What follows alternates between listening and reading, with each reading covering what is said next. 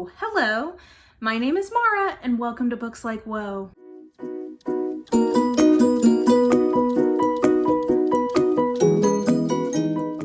Alrighty guys, so I am a big stats nerd and I really like the number of detailed spreadsheets I keep about reading truly is just so nerdy, so geeky.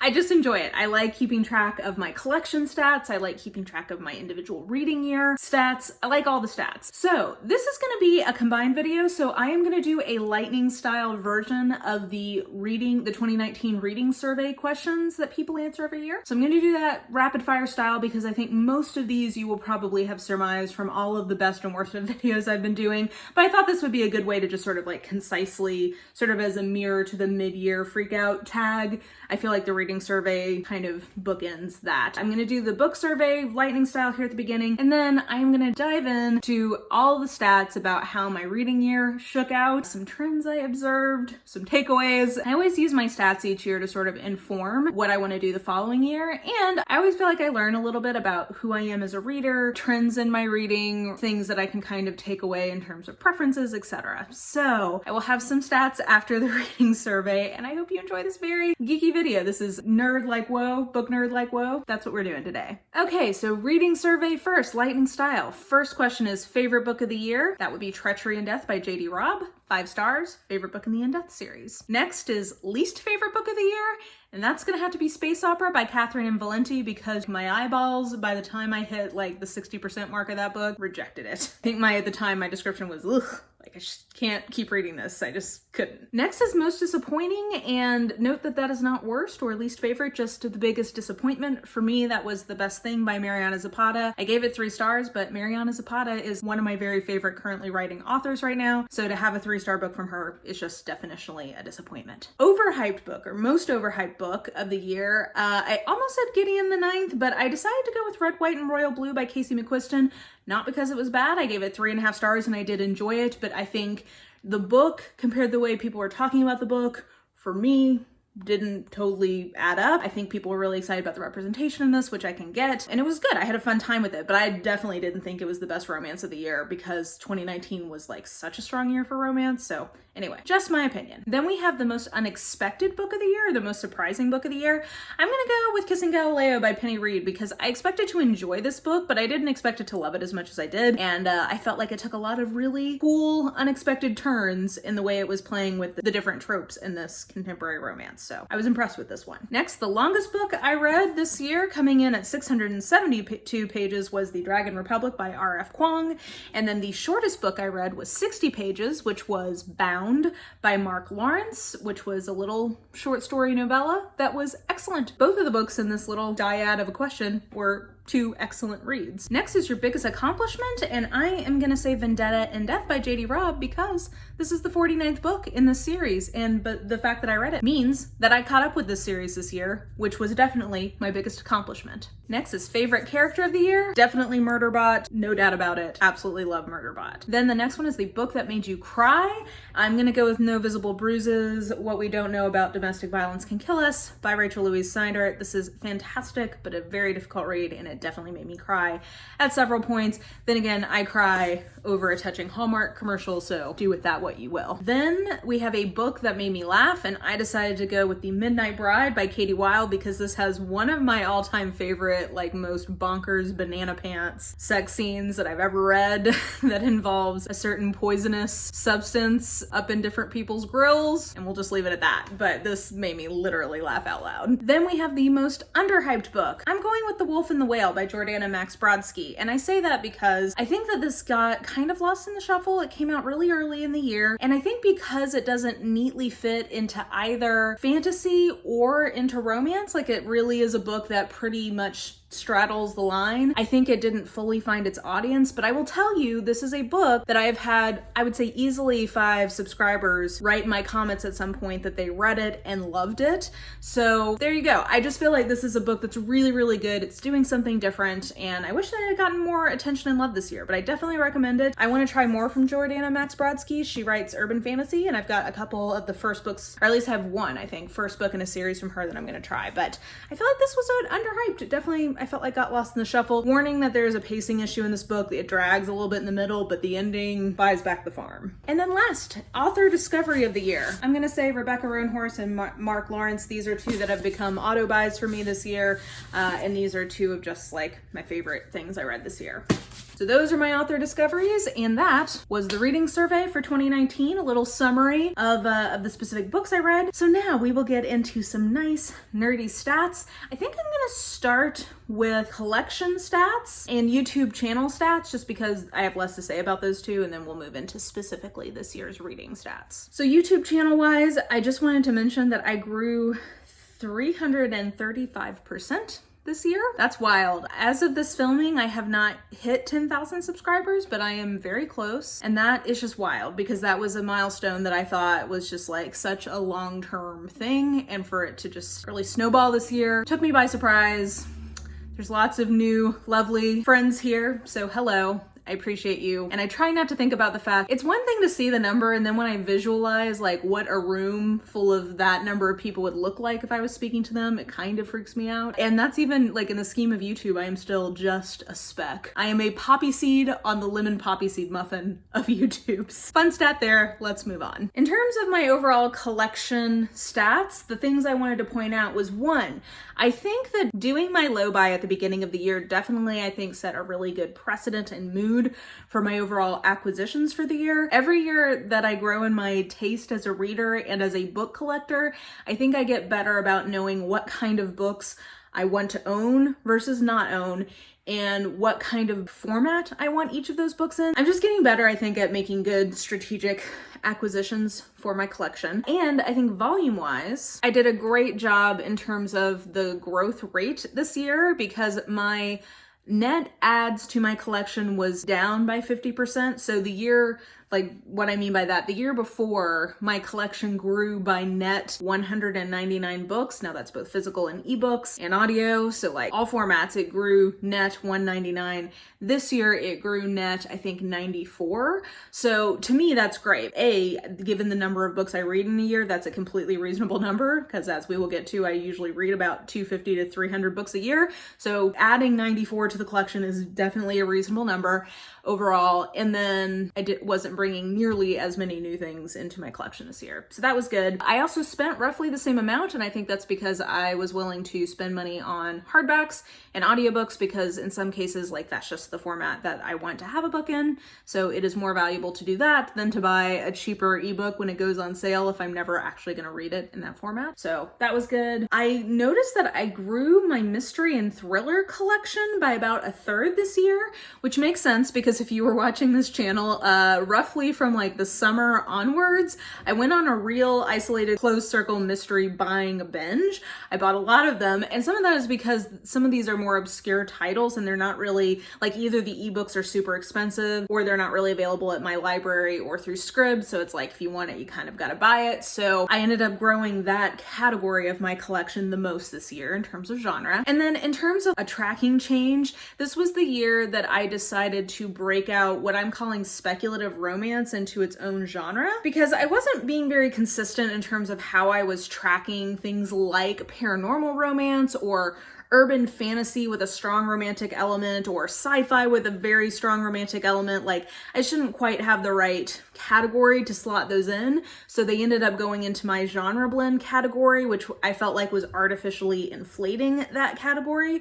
So I broke out speculative romance into its own thing. So that's like paranormal romance, sci-fi romance, fantasy romance, like all of those things go into that bucket now. And I think my stats make more sense or are more meaningful with that addition. That was a change as well to my overall collection management.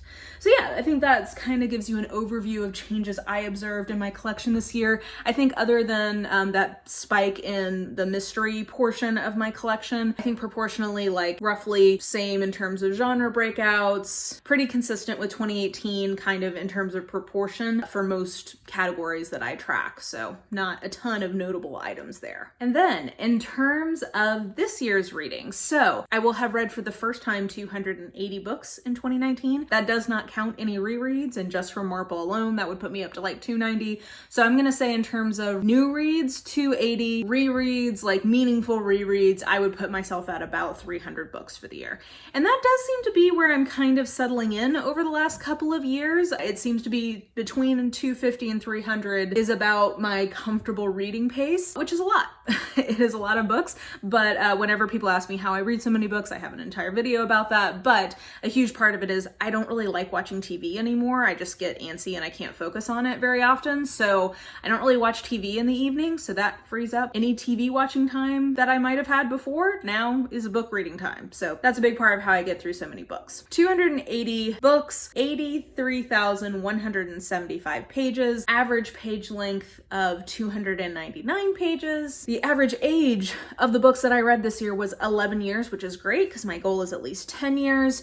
And then the average length of time that a book had been on my TBR was a year, 12 months, which is worse than I would like. My goal is for that to be about 6 months, but I feel like realistically, if it's a year or less, I'm doing good. So I'm actually really happy with both of those stats for the year. In terms of owned versus not owned, I own it as an ebook, an audiobook, or a physical book. That is how I'm defining TBR. So of those books, 220 of them were ones that I owned, and then 60 of them were ones that I didn't own, so either through the library or a subscription service. In terms of where I got my books from, Amazon was definitely my biggest category, which makes sense given the number of ebooks I read, because proportionally I read roughly 200 ebooks to roughly 100 physical books, and all the ebooks that I read that I buy come from Amazon. Otherwise they come from the library, a publisher, or a subscription service.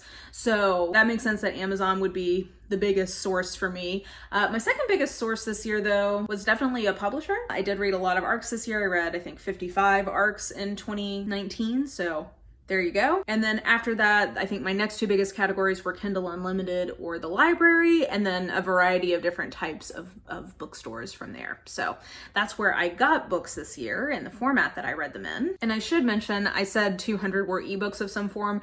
In my tracking, that would also include audiobooks. So I read 54 audiobooks this year, at least in part. So sometimes I was going back and forth between an ebook or a physical book and an audiobook, but of the books that I read, 19% of them were read in audio, at least in part. So that would also be lumped in with the ebook piece of that. On average, it took me 1.3 days to finish a book. And then conversely from that, on average, I read 0.75 books a day. I'm roughly reading 4 books every 3 days, which feels right because some of those are palate cleansers, and we'll talk more about that here in a little bit, but that's roughly my reading speed right now, or at least it was in 2019. And that translated into me reading roughly 229 pages per day. And then in terms of age of the books, in terms of the year, the modes, the most frequently read year I read in was 2019, which makes sense given the fact that I'm a reviewer and I read ARCs. I also tend to read a lot of front list for romance and fantasy, which are two of my biggest genres, so that makes sense. And then in terms of new releases, I read a total of 110 new releases this year, so 110 2019 books, which was a little more than I'd like probably. Ideally, that would be closer to 25% of my reading. Not bad, and again, because I'm a reviewer, it makes sense that to some degree my reading is weighted to the front list. 44% of the books that I read were written by new to me authors, so they may be, long writing, but I had never read from them before, which is great because I don't want to just get stuck reading the same folks over and over again. 47% of the books I read I paid for in some capacity, and I don't count subscription in that, though I guess technically I should, but 47% of the books I paid for an ebook, physical book, or audiobook from, but I also, use my library a lot, gifts, publishers, etc. Okay, so I think that covers a lot of the sort of volume and age stats that I track. So let's talk a little bit more qualitatively about the books themselves. I actually thought I was doing better about reading more from male authors this year, but now that I'm looking at it, I'm at the exact same percentage. So I read 15% last year and I read 15% this year. So I am trying to get better about reading more from men, because it used to be the opposite problem. Like back in the early part of the decade, I was reading overwhelmingly from men and I was trying to add more women. But as I become a romance reader and as my taste has changed a lot in terms of what kinds of nonfiction things I read, in terms of what kinds of fantasy I'm interested in, or sci-fi kind of things I'm interested in, that has definitely switched. So now I'm trying to get more men in the mix, which is, you know, I think a lot of people have the opposite problem. So there you go. One thing that I did increase this year, which I was excited to see, is, and almost met my goal, because my goal was to get to a third at least of this, and I'm 1% shy, but I do have something in my spreadsheet that I call Not Like Me. And so it can mean a lot of things, but it's a book that in some meaningful way, not just as like an aside, but like as a key perspective, voice, or like attribute of the book, has something in it reflected that's not like me. So be that race or religion or sexuality or gender or abledness, whatever. There's like, I'm reading from a different perspective because I don't want to just always be reading about people who look exactly like me. So I got to 32% this year that were not like me. That has definitely grown over the last couple of years. And my goal next year is going to be to get to 40%. So we'll see how I do. I actually read a little less YA this year than I did last year. I read the exact same number of YA books, which was 23, but because I did read slightly more this year than last year, that was a 1% drop in terms of my overall stats. So that's not surprising. I wasn't that impressed with some of the YA releases this year versus in 2018, there was a lot of new YA releases I was very excited about. So there's that. In terms of genre, I feel like this is always one of the most interesting data points here. So this year really confirmed to me something that I'd been kind of suspecting, but this is the first year where it's so like clear to me. I read the exact same number of mystery and contemporary romance this year. So I read 70 mysteries, mystery thriller, whatever, and 70 contemporary romances, which made up exactly half of my overall reading. The rest of it was a mix of fantasy and sci-fi and all different kinds of nonfiction and classics and literary fiction. Like, the other half is everything else. And that makes sense. I should say that if I included historical romance and speculative romance, romance would definitely be my biggest genre. But that makes sense, guys, because the way that I tend to pace my reading is that I have like a bigger book or like a more complicated book going.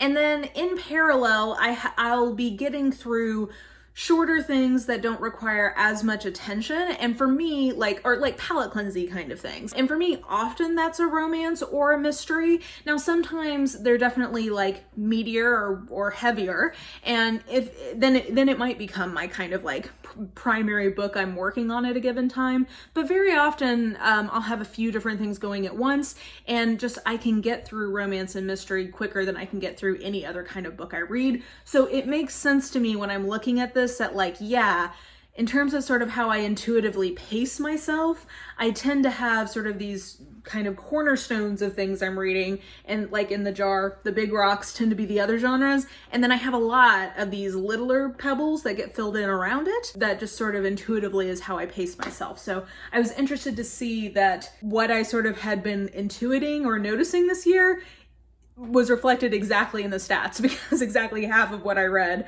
were the things that I kind of thought were palate cleansers. So there you go. I do find that I just don't, if it's not a classic, I don't read nearly as much literary fiction as I used to.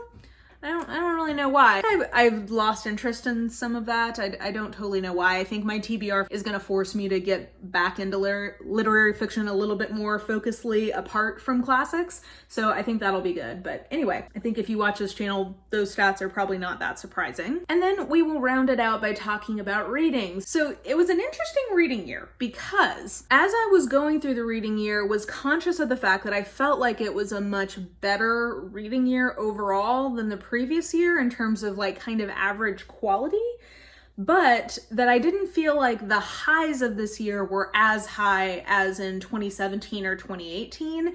And it definitely is borne out in my stats because my average rating is higher than the last couple of years. So last year, my average rating was a 3.13, and this year, my average rating is 3.36.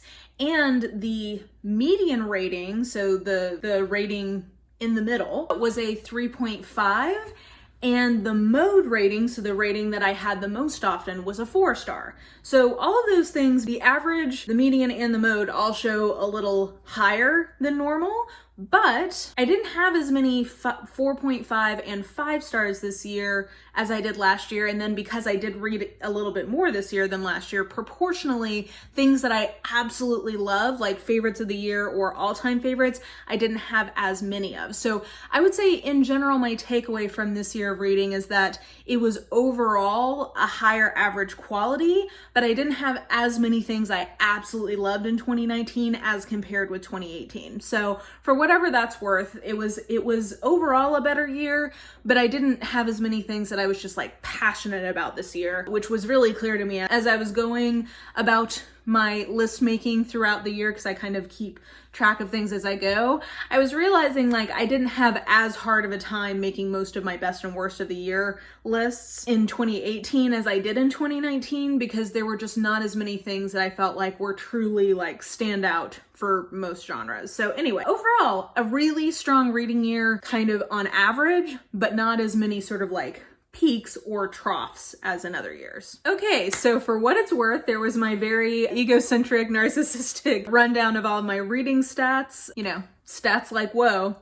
Hope you guys enjoyed that. Yeah, like I said, overall, I feel like this was a stronger average reading year than last year, and I'm interested going into 2020 because just based on some of the TBRs that I've set up for myself, I think I have more opportunities to really like or really not like stuff. So I'm going to guess, if I were guessing right now, before we really get into 2020, I'm gonna guess that my overall averages will be lower, but that I will have more things that I absolutely love in 2020. That's my prediction. We'll meet back up here in a year and see how that went. So anyway, that will do it for me. Let me know how your 2019 reading year was. Did you have a lot of things that were all-time favorites, a lot of things you hated? Are you in a slump? Are you like killing it right now? How was 2019 reading-wise for you? Let me know that down below in the comments. And yeah, I think that will do it for now. So if you enjoyed this video, please like, subscribe, follow me on the social medias if you are so inclined. I have all that information listed in the description box below, and I think that will do it.